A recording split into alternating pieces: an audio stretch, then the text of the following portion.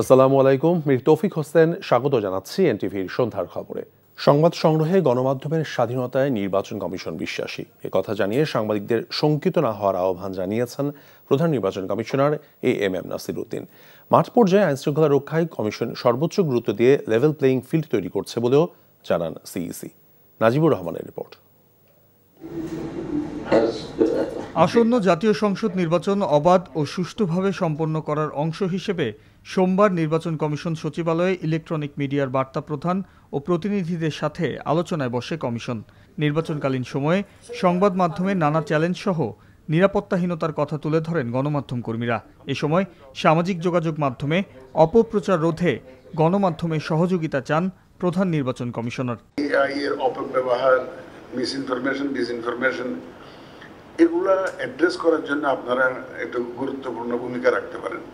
আমরা আপনাদেরকে সাথে নিয়ে পার্টনার হিসেবে আগে যেতে চাই আমাদের এই কাজে। আসন্ন সংসদ নির্বাচন স্বচ্ছ করার কথা জানিয়ে সিইসি বলেন, মাঠ পর্যায়ে তথ্য সংগ্রহ করে প্রস্তুতি সম্পন্ন করছেন তারা। আমরা মোটামুটি মাঠের বাস্তবতা বিবেচনায় নিয়ে আমাদের সীমাবদ্ধতার মধ্যে যতটুকু সম্ভব আমরা we are trying to prepare ourselves to face the ground realities. আমরা তো বলতেছি ফ্রি ফেয়ার ইলেকশন, কেউ তো কোনোদিন বলে না যে আমি আনফেয়ার ইলেকশন করবো, আমি বুট ছুটি জামারি করবো বা বুটে জালিয়াতি করবো। এটা কি কেউ কোনোদিন বলেছে? বলে নাই, কিন্তু কাজ তো করা করছে। ভোট কেন্দ্রে সাংবাদিকদের প্রবেশে বাধা দিতে চায় না কমিশন। সংবাদ মাধ্যমকে বিচলিত করার মতো কোনো নীতি কমিশন তৈরি করছে না বলেও দাবি করেন AM নাসির উদ্দিন। সাপও মরবে, লাঠিও ভাঙবে না, আমি সেই ব্যবস্থা আমরা করব। আমরা মিডিয়াকে অ্যাক্সেস দিতে চাই। এখন সবাই যদি ওই লাইভ করার জন্য যদি ঢুকে পড়ে, স্পেসের একটা প্রবলেম হতে পারে। এই ম্যানেজমেন্টটা, সেন্ট্রাল ম্যানেজমেন্টটা প্রিসাইডিং অফিসারের কাছে ন্যস্ত আছে।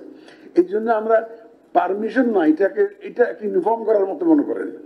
সাইবার সিকিউরিটি আইন প্রয়োগের পাশাপাশি সচেতনতা বৃদ্ধির মাধ্যমে অপতথ্য মোকাবেলা করার কথা জানিয়েছে নির্বাচন commission. Najibur Rahman, NTV news, Dhaka. জাতীয় নির্বাচনের আগে গণভোটের দাবিকে নির্বাচন বিলম্বের প্রয়াস বলে মনে করেন বিএনপির স্থায়ী কমিটির সদস্য সালাউদ্দিন আহমেদ। স্থায়ী কমিটির আরেক সদস্য আমির খসরু মাহমুদ চৌধুরী বলেছেন, নির্বাচিত সরকারের সঙ্গে কাজ করতে তুরস্ক উদ্গ্রীব। রাজধানীতে পৃথক অনুষ্ঠানে তারা এসব কথা বলেন। ইফতেখার রেজার রিপোর্ট। বিএনপির চেয়ারপারসনের রাজনৈতিক কার্যালয়ে দলটির মহাসচিবের সঙ্গে সাক্ষাৎ করেন ঢাকায় সফররত তুরস্কের উপপররাষ্ট্রমন্ত্রী বেরিস একিঞ্চি। পরে বিএনপির স্থায়ী কমিটির সদস্য আমির খসরু মাহমুদ চৌধুরী জানান, তুরস্ক কেমন বাংলাদেশ দেখতে চায় সে বিষয়ে আলোচনা হয়েছে। সবাই নির্বাচনের পরবর্তী যে বাংলাদেশ দেখতে চাই, আমরা যেহেতু বাংলাদেশ গড়তে চাই, টার্কির সাথে নির্বাচনের পরবর্তী সময়ে সম্পর্ক কিভাবে আরো বাড়ানো যায় সেটা আলোচনা এসছে। এবং নির্বাচন তো নিশ্চয়ই সবাই, টার্কিও সবার মতো অতি সত্বর নির্বাচনের মাধ্যমে নতুন সরকার আসলে নতুন সরকারের সাথে কাজ করার জন্য উদ্গ্রীব। জাতীয় প্রেস ক্লাবে নাগরিক যুব ঐক্য আয়োজিত আলোচনায় সালাউদ্দিন আহমেদ বলেন, জাতীয় ঐক্য শক্তিশালী করলে ভবিষ্যতে আর ফ্যাসিবাদী শক্তির উৎপাত জাতিকে দেখতে হবে না।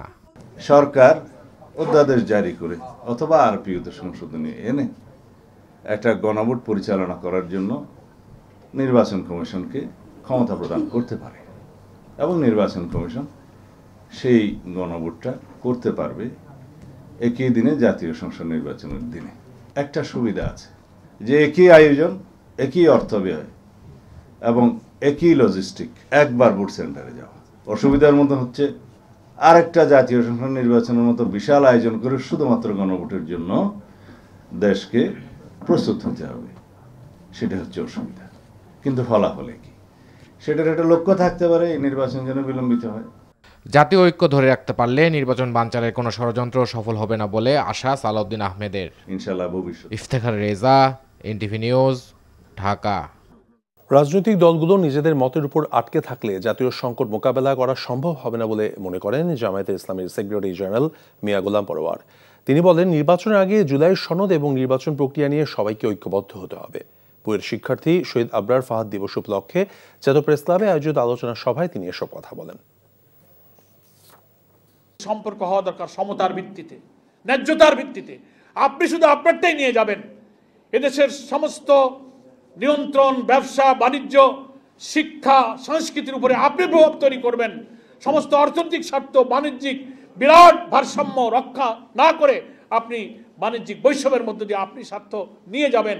ভারতীয় আধিপত্যবাদের বিরুদ্ধে এই সংগ্রাম এদেশের জনগণকে ইসলামী মূল্যবোধ এবং আধিপত্যবাদ বিরোধী শক্তিতে আরো পরিণত জায়গায় নিয়ে যাক। আগামী জাতীয় নির্বাচনে ইসলামী শক্তি এবং দেশপ্রেমিক শক্তির মধ্যে যে সমঝোতার সম্ভাবনা দেখা দিয়েছে, কোন আধিপত্যবাদী শক্তি যেন এই ঐক্যের পথে বাধা না হতে পারে। শেখ হাসিনাকে ফেরত চেয়ে বাংলাদেশের অনুরোধের বিষয়টি পরীক্ষা নিরীক্ষা করছে ভারত, এমনটা জানিয়েছেন দেশটির পররাষ্ট্র সচিব বিক্রম মিস্ত্রি। দিল্লির সাউথ ব্লকে diplomatic correspondent association of Bangladesh ডিকাপ সদস্যদের সঙ্গে মত বিনিময়ে কথা জানান ভারতের পররাষ্ট্র সচিব। তিনি আরও জানান, শেখ হাসিনাকে ফেরত দেওয়া একটি আইনি এবং বিচারিক বিষয়, তাই এই মুহূর্তে এর থেকে বেশি কিছু বলতে চান না। তিনি বলেন, বাংলাদেশে অবাধ, নিরপেক্ষ এবং অংশগ্রহণমূলক নির্বাচন চায় ভারত। যত দ্রুত নির্বাচন হবে সেটাই ভালো হবে। বাংলাদেশের মানুষ তাদের গণতান্ত্রিক অধিকার অনুযায়ী পছন্দের সরকার নির্বাচিত করুক, এটাই ভারতের প্রত্যাশা বলে জানান তিনি।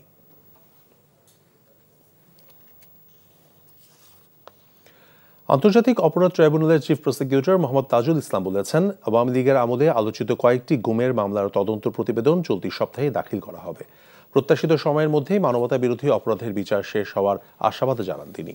প্রেস ব্রিফিংয়ে চিফ প্রসিকিউটর বলেছেন, মানবতা বিরোধী অপরাধের মামলায় অভিযুক্তরা কেউই বিচার থেকে রেহাই পাবে না। এদিন আওয়ামী লীগ নেতা মাহবুবুল আলম হানিফ সহ 4 জনের বিরুদ্ধে 3 অভিযোগে মানবতা বিরোধী অপরাধের অভিযোগ আমলে নেন ট্রাইব্যুনাল। আসামিরা পলাতক থাকায় তাদের বিরুদ্ধে গ্রেফতারি পরোয়ানা জারি করা হয়। আর ট্রাইব্যুনাল 1 মানবতা বিরোধী অপরাধের আরেক মামলায় শেখ হাসিনা সহ 3 জনের বিরুদ্ধে দেয়া সর্বশেষ সাক্ষী মূল তদন্ত কর্মকর্তা মোহাম্মদ আলমগীরকে জেরা করেন আসামি পক্ষের আইনজীবী। জেরা শেষ হলেই যুক্তিতর্ক এবং রায়ের দিকে এগোবে এই মামলাটি। আমাদের তদন্ত সংস্থা যে তদন্ত রিপোর্ট এখানে দাখিল করেছেন, এগুলো ম্যাচিউর স্টেজে আছে, যথাসময়ে তার ফলাফল আপনারা দেখতে পাবেন। প্রত্যেককেই বিচারের মুখোমুখি হতে হবে। কেউ পার পেয়ে যাবেন, কাউকে ইনডেমনিটি দেওয়া হবে, কেউ পালিয়ে থেকে বাঁচার চেষ্টা করবেন, এই ধরনের দুরাশা করে লাভ নেই। ন্যায় বিচার সবসময় তার আপন গতিতে চলবে এবং আইন নিরপেক্ষভাবেই কাজ করবে। কেউ অপরাধ করে পার পেয়ে যাবেন, এইটা বিশ্বাস করার কোনো সুযোগ এই বাংলাদেশে থাকবে না। পূর্বাচল নতুন শহর প্রকল্পে শেখ রেহানা, রেদওয়ান সিদ্দিক, আজমিনা সিদ্দিকের নামে প্লট বরাদ্দের জন্য টাকা জমাদানের 3টি রসিদ আদালতে জমা দিয়েছে সোনালী ব্যাংকের গণভবন শাখার 3 জন কর্মকর্তা। ঢাকা 4th বিশেষ আদালতে সাক্ষ্য প্রদানের সময় এসব নথি দাখিল করেন তারা। এই নিয়ে 3 মামলায় মোট 24 জনের সাক্ষ্য গ্রহণ শেষ হয়েছে। নিয়ম বহির্ভূতভাবে রাজুকে 30 কাঠার প্লট বরাদ্দের অভিযোগে 23 জনের বিরুদ্ধে মামলাটি করে দুদক। সাক্ষীরা আদালতকে জানিয়েছেন, ক্ষমতার অপব্যবহার করে প্লট বরাদ্দের নির্দেশ দেন সাবেক প্রধানমন্ত্রী শেখ হাসিনা। বিসিবি নির্বাচন প্রসঙ্গ। বিসিবির নতুন সভাপতি হিসেবে আমিনুল ইসলাম বুলবুলকে বেছে নিয়েছেন নবনির্বাচিত পরিচালকরা। এর আগে কোন রকম উত্তাপ ছাড়াই শেষ হয় ক্রিকেট বোর্ডের পরিচালক নির্বাচন। ক্যাটাগরি 1 থেকে পরিচালক নির্বাচিত হন সাবেক সভাপতি আমিনুল ইসলাম বুলবুল। তাকেই নতুন সভাপতি হিসেবে বেছে নিয়েছেন পরিচালকরা। রাত 9টার মধ্যেই নবনির্বাচিত পরিচালকরা সভাপতি এবং 2 জন সহসভাপতি নির্বাচন করবেন। আরও জানাচ্ছেন কুশল ইয়াসির। বিসিবি নির্বাচনের ভোট প্রদান করতে কাউন্সিলরদের উপস্থিতি ছিল হাতে গোনা। তামিম ইকবাল সহ হেভিওয়েট প্রার্থীদের নির্বাচন বর্জন এর অন্যতম কারণ। সশরীরের পাশাপাশি সুযোগ ছিল ব্যালটেও ভোট প্রদানের। সকাল সকাল ভোট দিতে আসেন পরিচালক পদপ্রার্থী নাজমুল আবেদিন ফাহিম, খালেদ মাসুদ পাইলটরা। এরপরেই বিসিবির সদ্য সাবেক পরিচালক ইফতেখার মিঠু ভোট কেন্দ্রে প্রবেশ করেন। দুপুরে উপস্থিত হন বিসিবির সবশেষ সভাপতি আমিনুল ইসলাম বুলবুল। এদিন 3 ক্যাটাগরিতে মোট 23 জন পরিচালক নির্বাচিত হয়েছেন। মোট 156টি ভোট ছিল। সে 156টি ভোটের মধ্যে থেকে প্রদত্ত ভোট হচ্ছে 115টি, অর্থাৎ ভোট প্রদানের হার হচ্ছে 73.71%। আমরা যারা নির্বাচন কমিশনে সংযুক্ত প্রত্যেকে বিভিন্ন শ্রেণী পেশা থেকে এসেছি এবং প্রত্যেকে আমরা চেয়েছি সুষ্ঠু স্বচ্ছ একটা নির্বাচন করতে।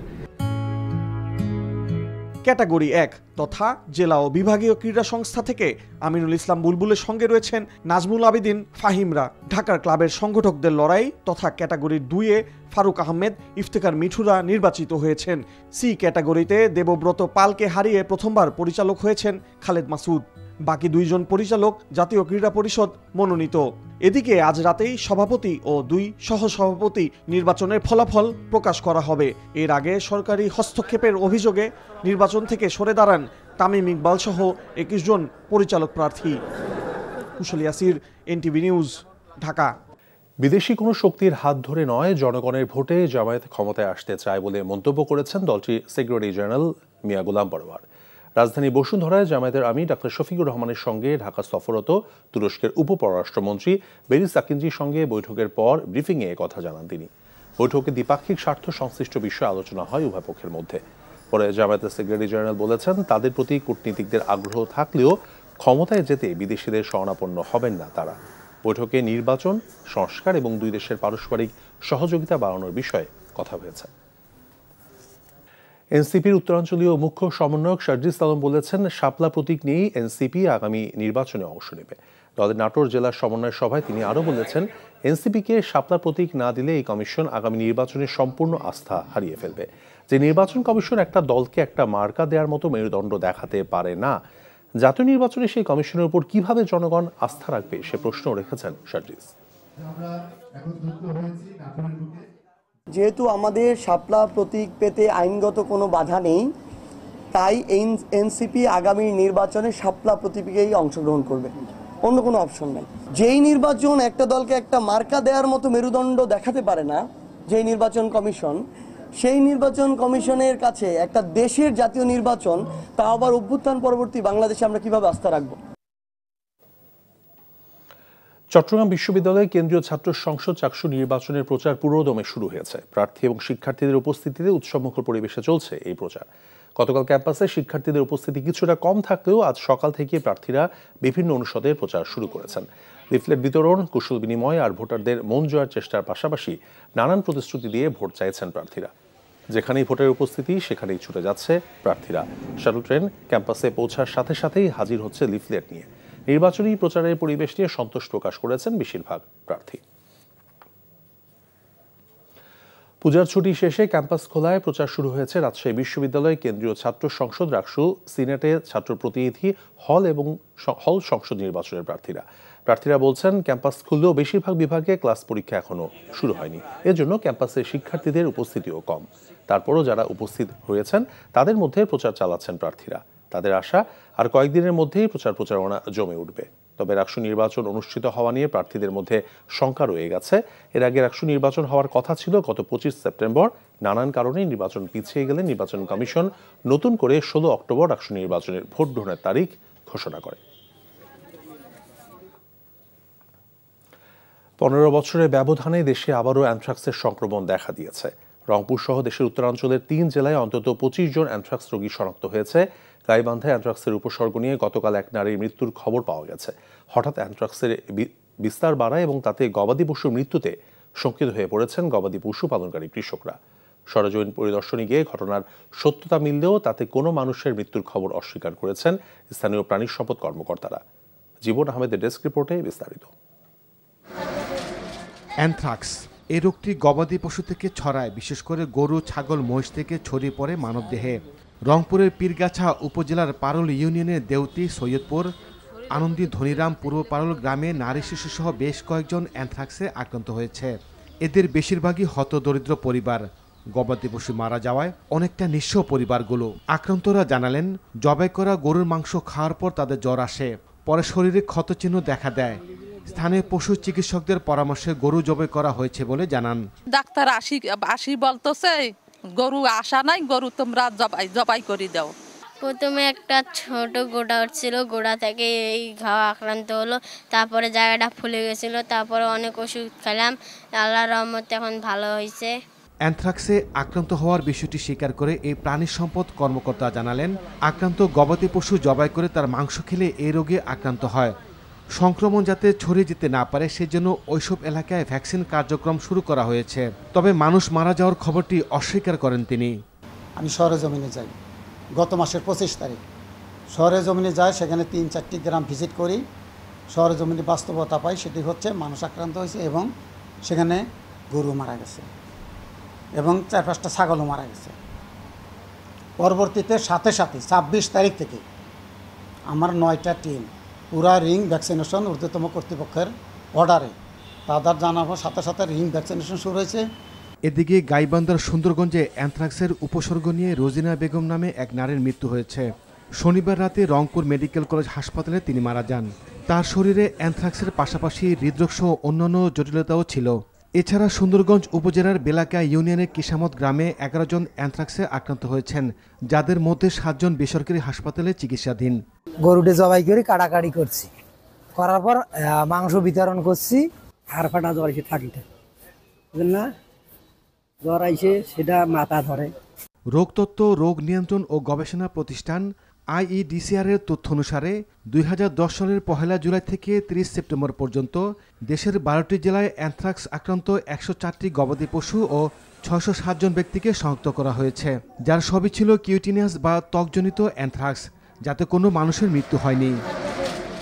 জীবন Ahmed, NTV news desk. Mercantile bank অর্থনীতির খবর। সেপ্টেম্বরে দেশের সার্বিক মূল্যস্ফীতি কিছুটা বেড়েছে। একই সঙ্গে অস্বস্তি বেড়েছে খাদ্য এবং খাদ্য বহির্ভূত মূল্যস্ফীতিতেও।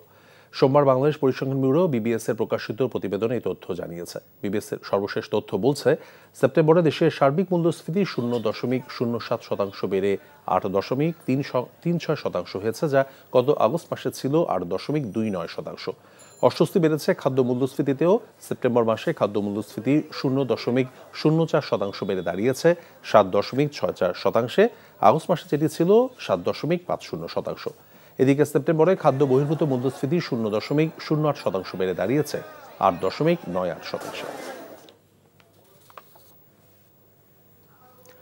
অন্তর্বর্তী সরকারের গত 14 মাসে অনেকটাই বেসামাল তৈরি পোশাক খাত। শিল্প মালিকদের সংগঠন BGME এর তথ্যে এ সময় বন্ধ হয়ে গেছে 182টি কারখানা, চাকরি হারিয়েছে প্রায় 1,10,000 শ্রমিক। এই অবস্থার জন্য রাজনৈতিক পট পরিবর্তনের পাশাপাশি ব্যাংক ঋণের জটিলতা এবং শ্রমিক অসন্তোষকে বিশেষভাবে দায়ী মনে করছে ব্যবসায়ীরা। সেলিম মালিকের রিপোর্ট।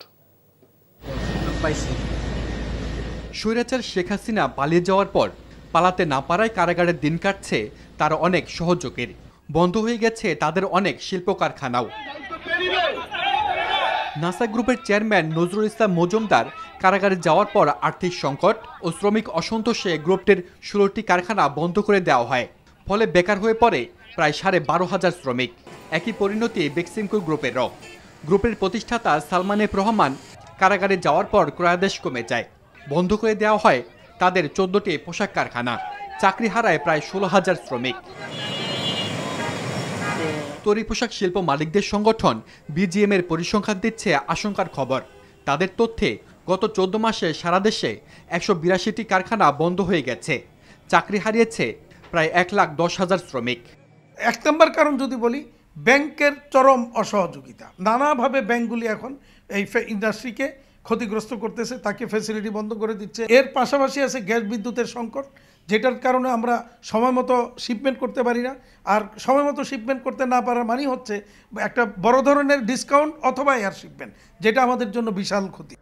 তিনি বলেন, আগামী 1 বছরে আরও 200টির মতো কারখানা বন্ধ হওয়ার আশঙ্কা রয়েছে। যদি এই পরিস্থিতি চলতে থাকে, যদি সরকার এখানে যথাসময়ে যথা পলিসিটা না দেয়, তাহলে আগামী 1 বছরে এরকম আরও 200-র মতো ফ্যাক্টরি বন্ধ হবে। এমন বাস্তবতায় শিল্প খাতের সংকট উত্তরণে সরকারকে এগিয়ে আসার পরামর্শ বিশ্লেষকদের। কর্মসংস্থানের ক্ষেত্রে চ্যালেঞ্জ নয়, বরং এই পুরো আর্থিক খাতে একটা বড় চ্যালেঞ্জ বা ঝুঁকি তৈরি করেছে কিন্তু এই বন্ধ হওয়া কারখানাগুলো। এবং আমরা চাই না যে ভবিষ্যতে আর কোনো গার্মেন্টস কারখানা বন্ধ হোক। যেগুলো বন্ধ আছে তার মধ্যে বড় কিছু কারখানা যদি আমরা চালু করতে পারি, সেখানে সরকারি প্রশাসক নিয়োগ করে যদি এটা করা যায়, তাহলে সেক্ষেত্রে কর্মসংস্থান ভালো হবে। এদিকে BGM এর আরেক তথ্য বলছে, গত 14 মাসে 165টি নতুন কারখানা সংগঠনের সদস্য পদ নিয়েছে। চাকরি পেয়েছে প্রায় 50,000-এর বেশি শ্রমিক। সেলিম মালিক, NTV নিউজ, ঢাকা। হংকং চায়নার বিপক্ষে জয় পেতে দর্শকদের সমর্থন চেয়েছেন বাংলাদেশের midfielder Hamza Chowdhury. Asian cup বাছাইয়ের ম্যাচ খেলতে ইংল্যান্ড থেকে ঢাকায় অবতরণ করেন লেস্টার সিটির এই তারকা। 9 অক্টোবর ঢাকায় খেলেই পরের দিনই আবার হংকংয়ে যাবেন হামজা। 14 অক্টোবর হংকং খেলে সেখান থেকে ইংল্যান্ডে রওনা হওয়া সূচি। এদিন ঢাকায় এসে অনুশীলনে যোগ দেন তিনি। এখন পর্যন্ত বাংলাদেশের জার্সিতে হামজা 3 ম্যাচ খেলেছেন। ভারত ও সিঙ্গাপুরের বিপক্ষে এশিয়ান কাপ বাছাই এবং ভুটানের বিপক্ষে প্রীতি ম্যাচ। ভুটানিজদের বিপক্ষে একটি গোলও করেছেন হামজা। মার্চ ও জুন উইন্ডোতে হামজার খাল স্টেডিয়ামে বসেই দেখেছে তার পরিবার। এবার অবশ্য হামজা একাই এসেছেন।